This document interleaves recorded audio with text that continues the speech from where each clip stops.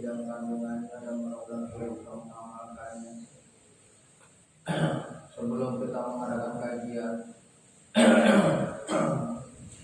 mari kita istighfar terlebih dahulu kepada Allah Subhanahu wa taala agar dibukakan pintu hati kita untuk ridho dan ikhlas diatur oleh Allah Subhanahu wa taala sehingga iman kuat merasuki dada dan akhirnya amal-amal menjadi nyata. Yang kedua, mari kita bacakan suratul Fatihah kepada siapapun yang memang sebenarnya kewajiban kita untuk mendoakan mereka, ya, sehingga mereka dalam ridha Allah dan kembali kepada Allah Subhanahu wa taala. Juga kepada keluarga kita minta kepada Allah agar menjadi orang-orang yang akan menolong kita di akhirat kelak karena kita telah memberikan sumbangsih amal nyata kepada mereka. Mari kita istighfar.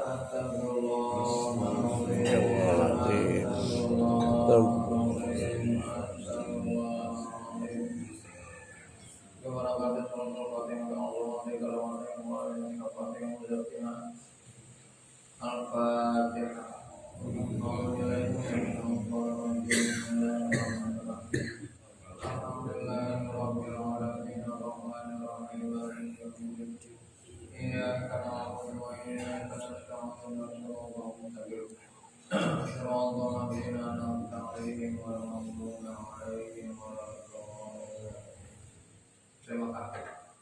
Mohon maaf saya yang dulu.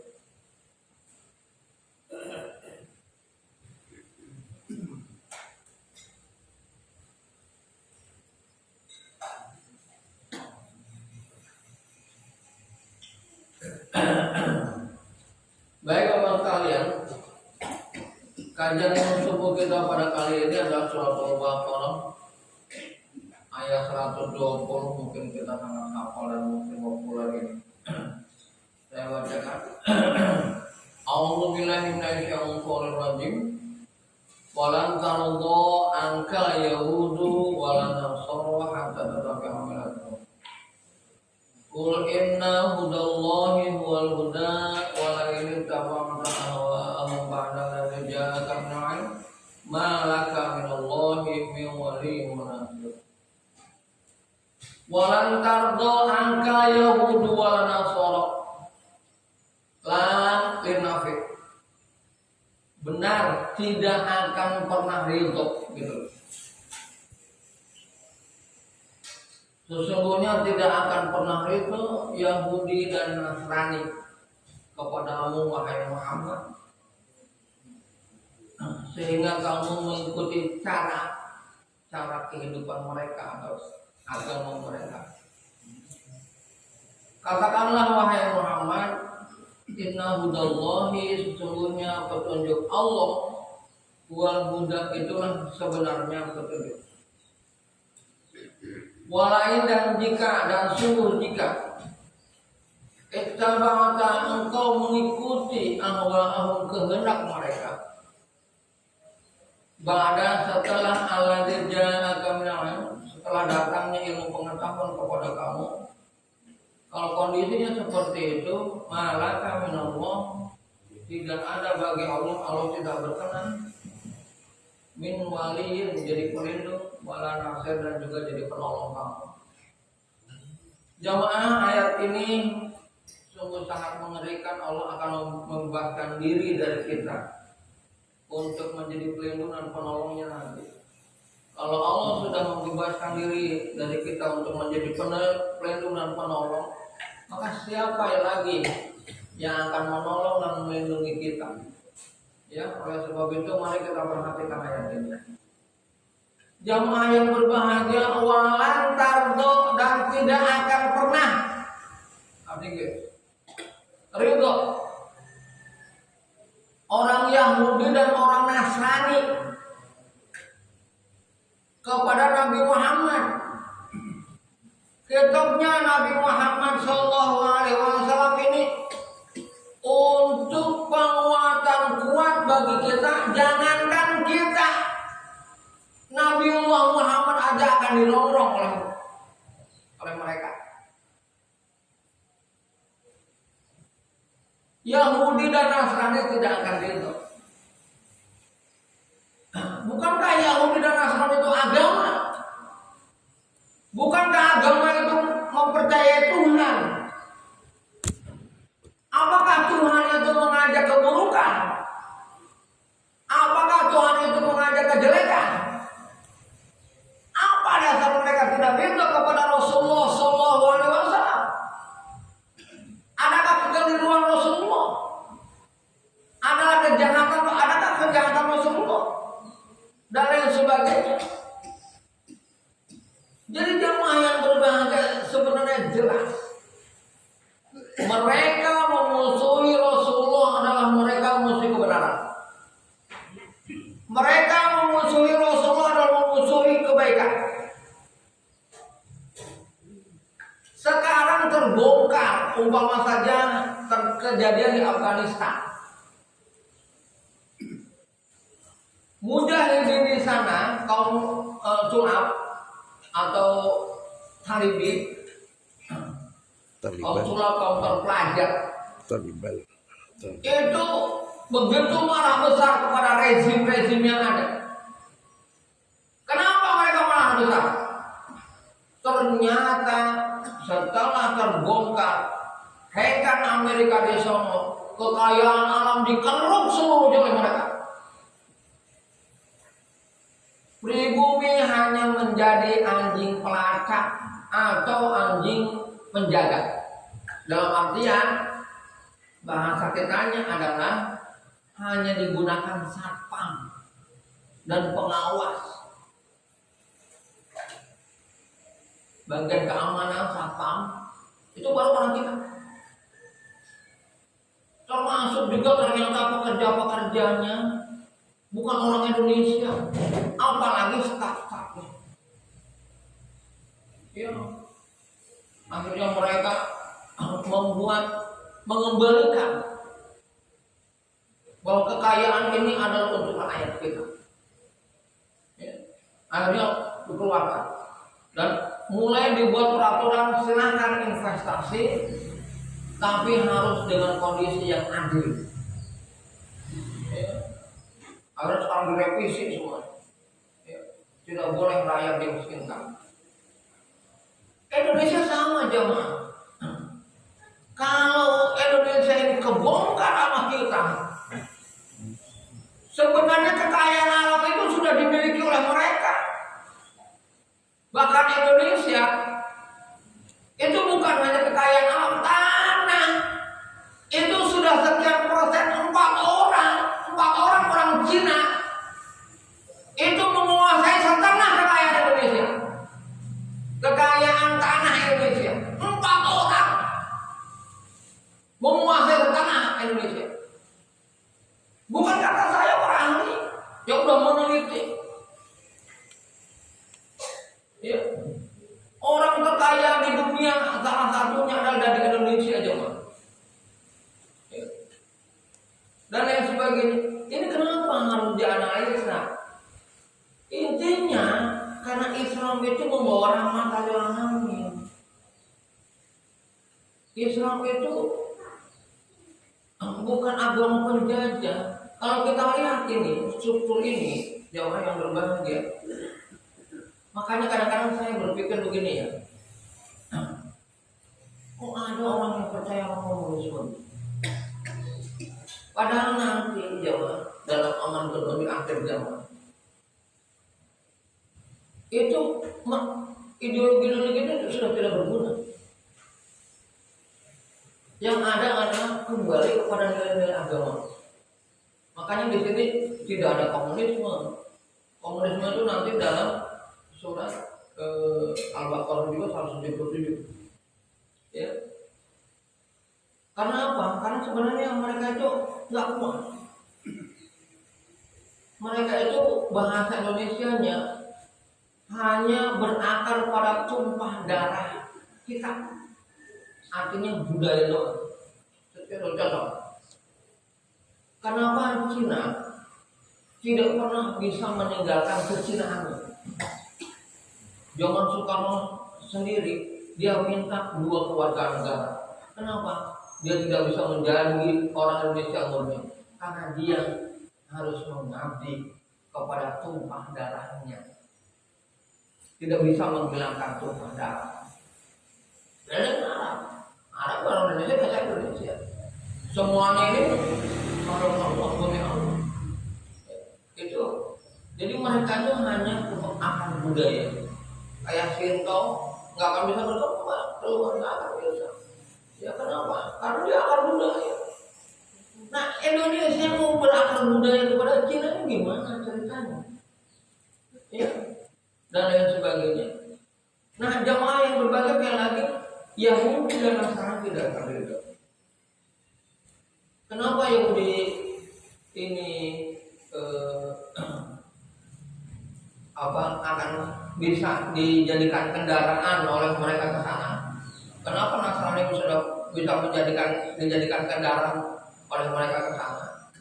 Yang Waloni yang sekarang ditangkap oleh aparat itu sudah menyampaikan kepada kita, beliau itu ahli dalam bidang seperti itu. Kalau beliau itu tingkatnya udah internasional banget, yang membuat sekolah-sekolah tinggi dan sebagainya itu beliau.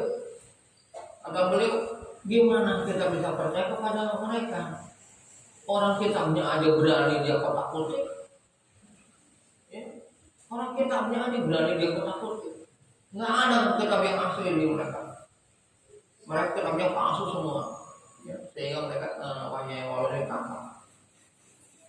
Ya Bapak sekalian, jadi Bapak sekalian, agama yang lain selain Islam, karena Islam ini kenapa orang tidak berani mengotak-otik Al-Quran?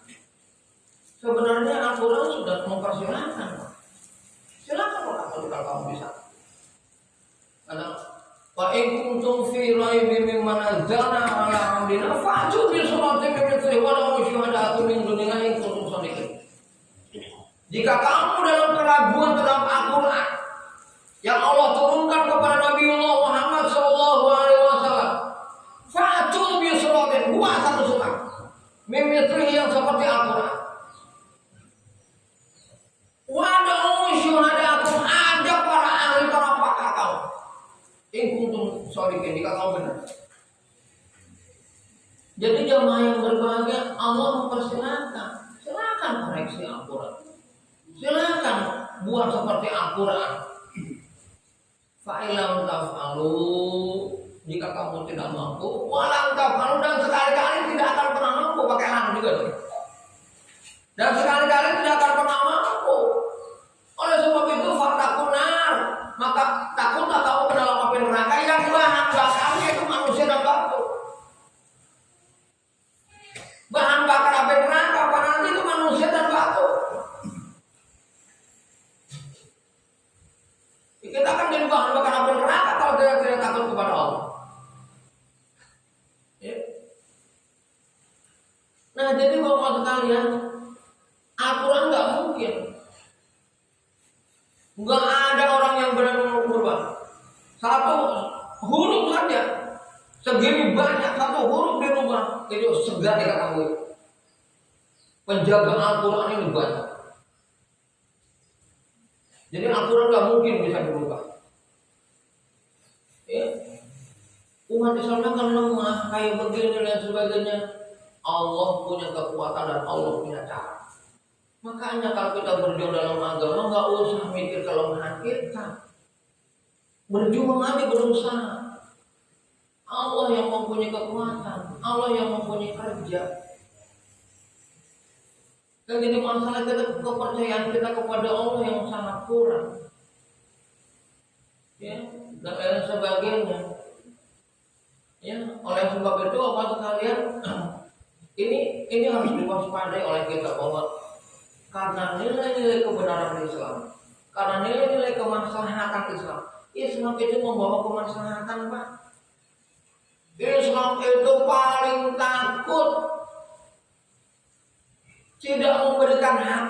air. Itu paling takut Pak. Umat Islam itu, aduh ya Allah ya Karim, Bapak sekalian nih. Ini mohon maaf ya, mohon maaf saja. Kadang-kadang saya seperti kemarin ini ngurus jenazah di rumah sakit primer. Itu kadang-kadang saya berpikir ekonomi mereka kan lebih bagus. Kadang-kadang suka menasihati, jangan menyusahkan musibah. Dilihat situasi dan kondisi ini. Pak Ustaz kalau nggak dibayar mau, nggak apa-apa. Saya bilang begitu, nggak apa-apa. Karena itu primer. Kenapa? Karena kita ngeri juga gitu loh. Ngeri juga Pak. Mereka musibah gitu loh. Nah, kalau bukan Islam Pak, itu ada hak kita, betul ada hak kita. Tapi kita tidak mau nutup mata. Itu Islam yang diajarkan. Kalau saya bukan muslim tidak ada pikiran begitu. Ketika digaji saya kan melihat Pak pengurusan jenazah itu sekian juta. Saya cuma dikasih di primer itu 250.000. Kecuali kalau ada tip dari keluarga jenazah, kadang-kadang ada yang ngasih tip. Tapi ketentuan dari situ adalah tetap satu jenazah 250.000. Ya. Dan lain sebagainya. Nah, kadang-kadang berpikir begini. Itu pengurusan jenazah itu sekian juta. Kemudian dalam kondisi mengurus jenazah itu kita. Dan termasuk kalau ada tanggung jawab, karena kita membuat surat MOU sebelum kita itu kalau ada keluhan kesalahan dalam pengurus jenazah bisa mau nggak bertanggung jawab sebelumnya begitu. Ya mau, kenapa mau? Ya karena kewajiban kita untuk bertanggung jawab. Nah jemaah yang berbahagia, jadi Islam itu walaupun itu hak kita seakan-akan itu masih berpikir.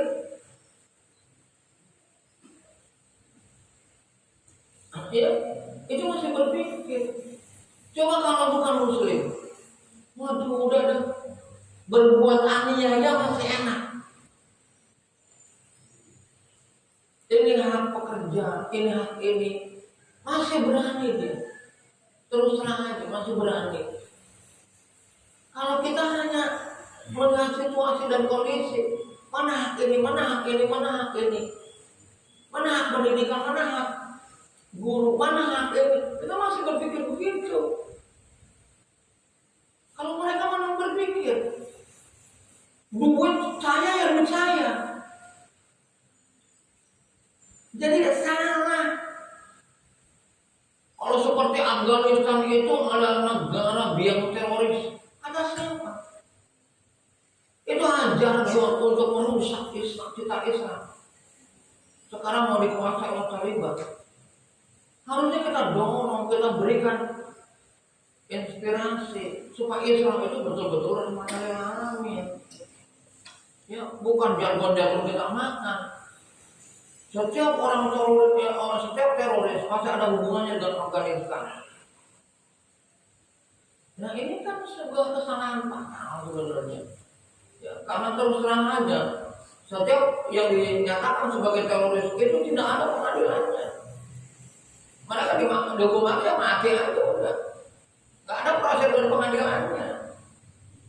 Nah ini kan terbongkar kan. Sebenarnya bagaimana kondisinya? Kita melawan, katanya melawan teroris, membantu teroris. Sebenarnya kita ingin membongkar apakah betul Imam Samudra itu teroris. Karena ketika Imam Samudra dibongkar kuburannya setelah 10 tahun, ternyata masih utuh dan mukanya masih tersenyum. Apakah seharusnya begitu? Seharusnya itu yang merusak agama, yang merusak situasi dan kondisi. Ya, yang suka menteror. Nah, oleh sebab itu jamaah yang berbahagia, Muslim itu memang tidak takut menyampaikan kebenaran. Memang benar tidak takut. Kenapa? Karena yang takutkan Allah. Bagaimana kalau rusak ini situasi? Kondisi ini kalau rusak bagaimana? Siapa yang akan menjaga kestabilannya? Umat Islam itu hanya menjaga kestabilan. Tidak ada kepentingan dia. Kepentingan dia adalah keikhlasan kepada Allah Subhanahu wa taala. Ingin mendapat surganya, dia menyesal. Karena yang paling dekat bagi kita itu kematian, Pak. Yang paling dekat ke kita itu kematian. Yang paling dekat ke kita itu kematian, Pak. Kalau udah mati, kekayaan segimana sih yang dibutuhkan? Nggak ada lagi kecuali kain kafan, kecuali amal kita. Semua akan kita tinggalkan. Semua akan kita tinggalkan. Istri, anak, kekayaan dan semuanya akan kita tinggalkan. Ya. Jadi oleh sebab itu kita berpikir bagaimana amal. Makanya kita lihat jemaah yang berbahagia, para sahabat yang sedemikian rupa. Mereka tidak takut berperang, padahal mereka orang soleh jemaah. Ya, mereka orang soleh, orang-orang yang sholatnya luar biasa. Adakah orang yang sholatnya melebihi Rasulullah? Kan nggak ada yang model-model kayak kita. Kakinya sampai bengkak-bengkak, sampai pecah-pecah. Banget menghadap Allah, takutnya luar biasa. Sepertiga malam itu udah habis waktunya untuk Allah Subhanahu wa taala. Subhanallah. Tapi kenapa berperang? Kalau agama itu spiritualitas, nggak usah berperang dong. Pakai simsalabim, ada udah kalah. Begitu? Enggak. Perhukum alam la tabdila li khalqillah. Tidak ada perubahan dalam hukum Allah. Kalau memang dibutuhkan jihad badaniah, yang harus dengan badaniah. Gitu dan lain sebagainya. Ya Pak ya, seperti bangsa kita aja kalau nggak ada ulama yang membuka mata kejadian itu, nanti nggak akan ada pengalahnya pejuang-pejuang agama. Pejuang-pejuang agama itu apa maksudnya? Yang berjuang untuk kebutuhan nilai-nilai kebaikan dan kebenaran. Gimana? Siapa yang akan membongkar jahatnya komunisme? Jahatnya korupsi? Jahatnya nepotisme? Ya, siapa yang akan membongkar semua itu? Kalau bukan orang yang punya dasar kuat agama. Nanti ketika mereka diraih lagi oleh harta, oleh jabatan, udah gelap lagi. Jamaah untuk menjadi seperti mereka dalam artian punya jabatan, punya itu, kalau kita ingin masuk surga itu harus kuat imannya banget, harus kuat banget. Tidak semudah baik-baik. Makanya banyak orang soleh karena dia memang harus terjun ke dalam bidang politik. Ketika mendapat jabatan itu yang diucapkan adalah innalillahi wa inna ilaihi raji'un. Banyak budi itu yang diucapkan karena ada bahaya di situ yang akan mengancam dia. Nah, bagaimana kalau imannya nggak kuat? Udah habis kita. Mereka punya wewenang, mereka bisa bikin hukum, mereka bisa bikin ketentuan dan lain sebagainya. Mereka banyak keistimewaan.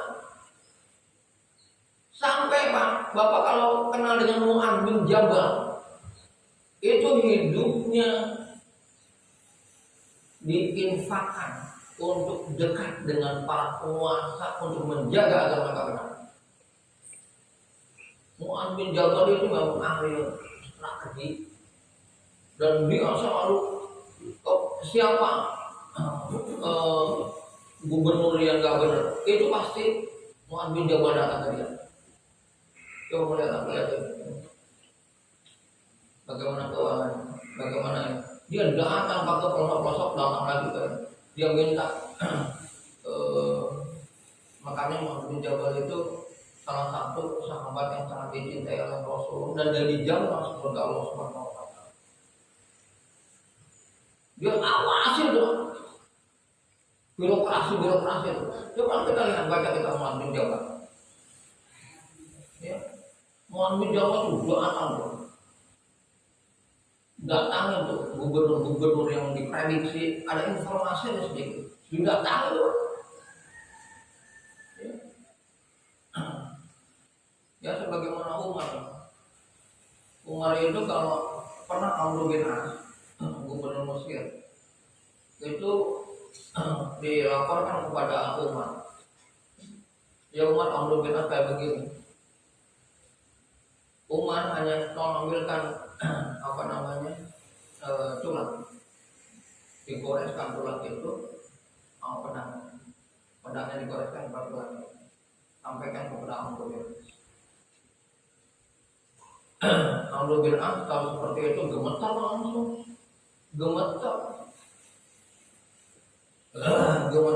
memperbaiki sistem yang diinginkan.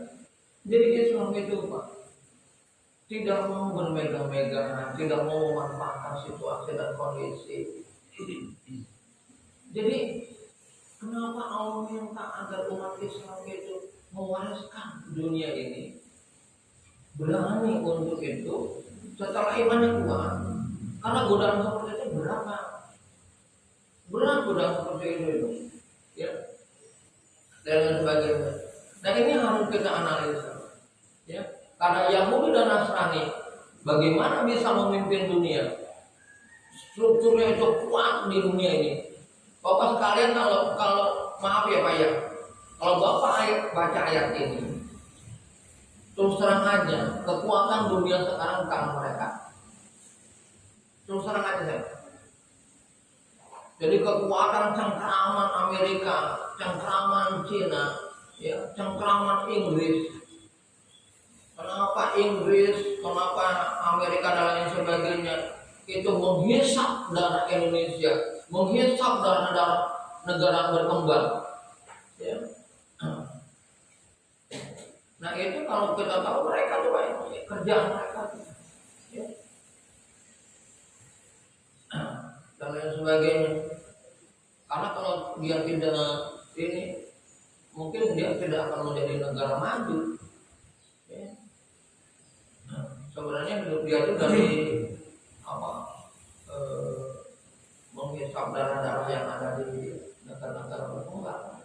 Kalau mereka menghisap darah itu kekayaannya diambil oleh mereka semua. Kalau kita sebagai manusia ada nyamuk itu inginnya gebuk aja kalau pagi itu, ya.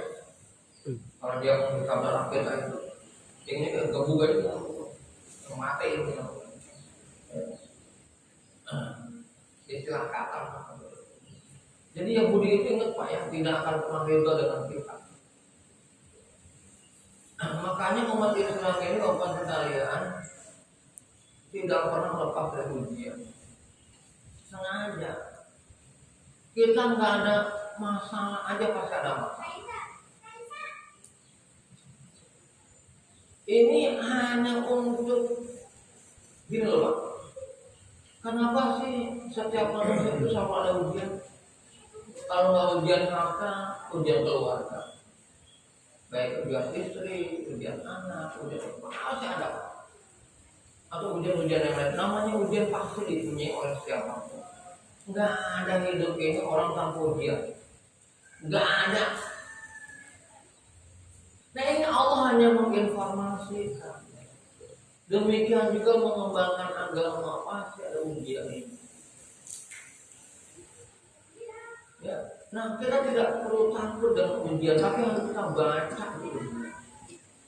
Ya. Ujian itu harus kita baca. Bapak sekalian, apa hatta sampai amilatum sehingga kita ikut milahnya, ikut agamanya, ikut tradisinya.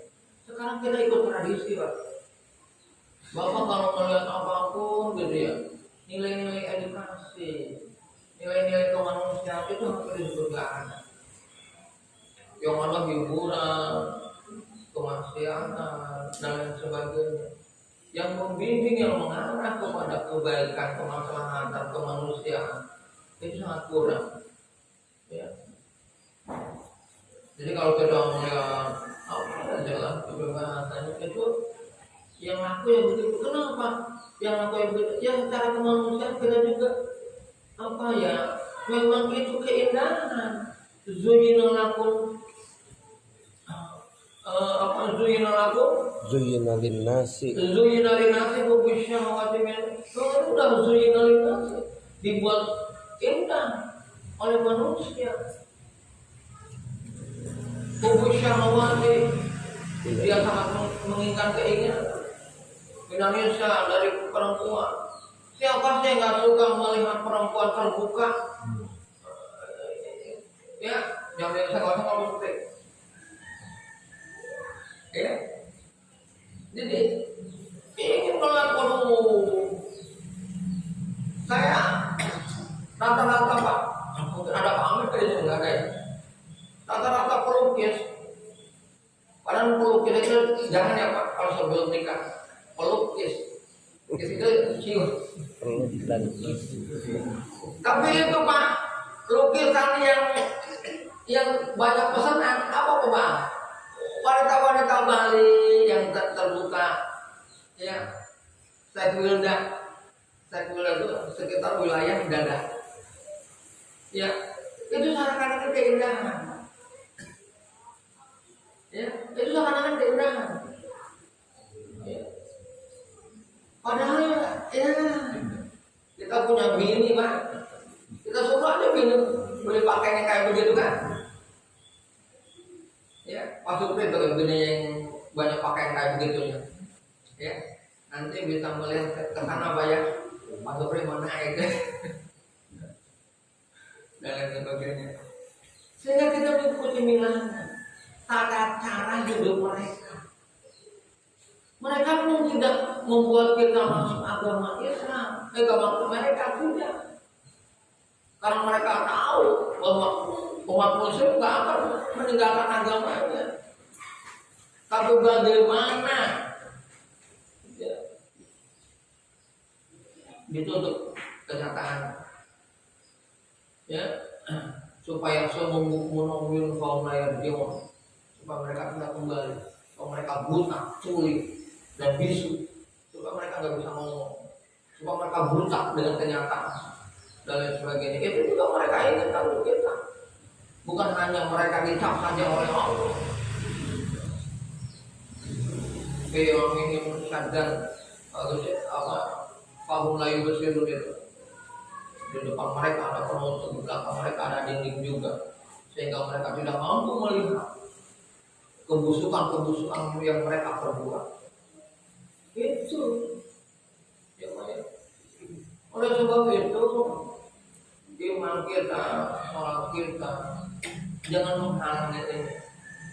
Kalau Rasulullah juga sholat, kalau Rasulullah juga khusyuk dan lain sebagainya, tapi tidak pernah menutup mata terhadap kenyataan-kenyataan yang ada. Itu, ya, dan lain sebagainya. Nah, mudah-mudahan nanti masjid ini melihat kenyataan-kenyataan yang ada, apa yang dibutuhkan masyarakat ini. Alhamdulillah kematian sudah kita coba untuk kita buat, kita siapkan apa-apa, kita siapkan kayak apa, kita siapkan. Alhamdulillah, mungkin nanti lagi berangkat lagi ke yang lain. Melihat situasi dan kondisi masyarakat, apa yang dibutuhkan, apa yang perlu dibantu oleh kita. Ya, alim-alim alhamdulillah iman kita dibina terus di sini. Ya.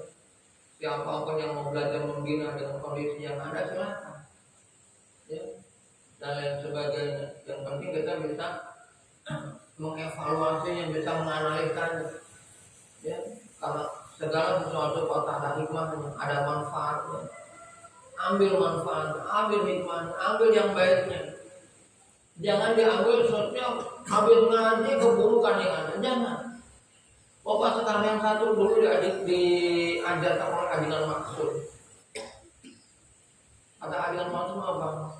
Kamu belajar kemana pun silahkan. setelah belajar berzikir supaya setan gak masuk.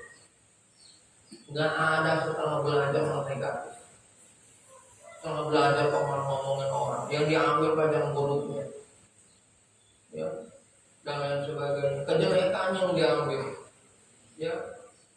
Jadi bukan memetik kebaikan, tapi yang terpresetnya. Setiap orang kan namanya terpreset. Tapi contoh dulu Pak. Dulu saya kenal dengan Pak Fendi yang di depan itu yang sudah meninggal udah lama. Nah, Pak Fendi, Pak Fendi loh, Pak Fendi loh. Kalau Pak Fendi yang berhubungan orang-orang dulu. Pak Fendi, kenapa sekarang nggak sholat? Kan dulu di mana? Saya pernah ketinggalan sholat. Nah, kan ada ayatnya, ada hadisnya. Man taraka sholatan muta'ammidan fa jazaa'uhu jahannama khalidan fiha. Siapa yang meninggalkan satu waktu aja sholat, maka balasannya jahanam, dia akan kekal di dalamnya. Daripada saya sudah meninggalkan sholat dan akan balasannya jahanam, ya udah jangan sholat. Itu jangan dikatakan begitu. Ya, mungkin kan seorang ustaz tidak menjelaskan panjang lebar kenapa apa hubungannya hadis ini, kejelasan hadis ini apa. Ya, jadi satu hadis itu Pak, kalau ingin pengaruh ke kita, ya, itu harus dilihat, dikaji namanya. Ya, dilihat apa hubungannya bagaimana. Ini sebenarnya peruntukannya untuk apa? Beda kalau kita mengambil pelajaran. Kalau mengambil pelajaran nggak perlu begitu. Ya. Oh iya, berarti sholat itu begitu penting, ya udah. Ketinggalan satu waktu, ya bagaimana dikodok? Bagaimana kita kodok? Gitu. Jadi jangan dilihat ternak. Kalau mau melihat ternak harus dikaji. Oh, orang yang meninggalkan sholat satu waktu tidak tetap aja jahanam. Akhirnya karena Allah saya akan sholat. Akhirnya saya untuk mengembalikan citra beliau di dulu musuh Anur, ya, sekarang di Masjid Anur. Akhirnya saya ngedeketin beliau, akhirnya beliau aktif lagi di musuh. Itu Bang Apani untuk menjahit tuh, beliau untuk menjahit. Ya. Nah, lain sebagainya saya silaturahmi main dan sebagainya ke beliau. Hanya beliau mau lagi karena dulunya aktif. Setelah mendengar hadis itu, katanya mau doa apa mau satu waktu ketinggalan aja katanya. Jangan begitu. Ambil pelajarannya. Bagaimana ngambil pelajarannya? Oh, sholat itu begitu penting. Kalau kita ketinggalan, ya udah kita kodok. Udah 2 tahun yang lalu, ya kita kodok lagi. Gak apa-apa. Allah maha tahu. Bapak sekalian, guru saya pakai Paponi. Ini mohon maaf ya. Itu sholat zuhur pasti dua kali. Sholat asar pasti 2 kali. Katanya, apa? Bapak kok sholat asar 2 kali, sholat zuhur 2 kali. Maksudnya apa ya? Bapak sempat gak benar. Bapak tahu. Bapak 2 tahun gak benar. Ingat baru sekarang. Makanya akhirnya Bapak kodok itu yang selama 2 tahun itu. Bapak ingatin 2 tahun, selama 2 tahun Bapak gak salah 2 tahun Bapak akan kodok. Itu boleh gak ya silakan. Itu kebaikan aja itu. Ketentuan tidak jadi ketentuan. Kita istighfar insya Allah sudah diampuni oleh Allah Subhanahu Wa Taala. Bagaimana kitanya, bagaimana kesalahan kita? Mau melakukan seperti itu silakan. Tidak melakukan seperti itu tak apa-apa. Dengan kita istighfar, dengan kita minta ampun kepada Allah, dengan kita mengevaluasi diri, itu tak apa-apa. Agama itu memberikan kewenangan, Pak, keterserahan, kebaikan kepada kita dalam hal-hal tertentunya. Ya seperti ngaji ini, apakah ngaji itu yang paling bagus subuh Selasa, subuh Ahad, apa subuh Sabtu? Ya silakan itu mah bukan kewenangan kita. Hukum Islam itu pasti tidak bisa hitam putih. Coba saya tanya, kalau saya kawin lagi hukumnya makruh, sunnah, wajib atau mubah? Kan wajib. Nih, itu wajib boleh nikah lagi. Oh, boleh ini.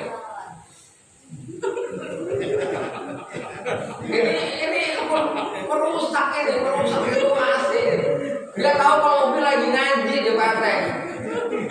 Aduh, bahaya situasinya nih.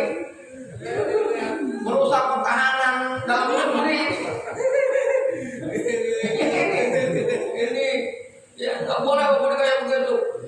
Itu harus dianalisa secara faktualnya. Kalau istri kita masih sehat, masih normal, masih apa, untuk apa? Kalau ada kemaslahatan untuk dakwah, untuk apa, ya silakan. Kalau anggota akan membuat ribut, tidak bisa istri satu aja ribut mulu, apalagi istri dua. Ya. Kalau akhirnya akan membuat itu menjadi jadi hukum itu bukan harus hitam putih, harus melihat situasi dan kondisi. Kalau orangnya malas ibadah, disuruh oleh kita mengkodok sholat yang ditinggalkan selama 30 tahunnya mana mungkin bisa. Allah mau pengampun itu masalah Allah. Banyak istighfar. Orang dia maju sholatnya, ya dan sebagainya. Kecuali kalau orangnya rajin dan lain sebagainya, ya silakan kalau kita dikodokkan. Bapak kan rajin nih, ya silakan. Gitu ya. Jadi jangan menjauhkan. Ya buat kalian ya, insya Allah minggu depan kita qul inna hudallahi wal huda ya. Jadi sekali lagi Bapak sekalian, ayolah kita bina anak-anak kita kuat Islamnya Pak. Untuk hari esok ya, hanya orang-orang yang imannya kuat yang mampu menyelamatkan kehidupan ini Pak. Kalau Islam itu agama yang kedua,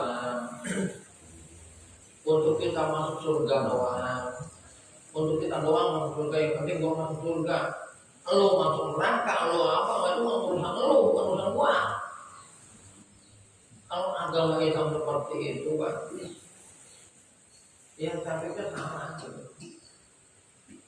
Islam itu agama peduli kepada orang lain, peduli dan sebagainya. Ya. Nanti kalau seperti itu kita mati nggak ada yang urus, Pak. Dianggap kewajiban keluarganya. Kenapa? Dan lain sebagainya. Kita nggak ada yang urus. Ya. Sobat sekalian, saya mohon maaf sebesar-besarnya. Tolong ya Pak, kebaikan yang diambil gitu. Saya yakin banyak analisa saya juga yang salah, yang keliru, yang hilang, ya, yang tidak berdasar. Itu jangan diambil. Ambil yang manfaatnya saja, ambil hikmahnya, ambil kebaikannya, ya. Yang kekurangan dari saya mah, ya. Yang diambil harus diambil, ya. Jadi sekali lagi ayat ini Pak perlu dipahami banget. Ya, kenapa Yahudi dan Nasrani itu tidak datang itu? Kenapa disebut Yahudi dan Nasrani dan sebagainya?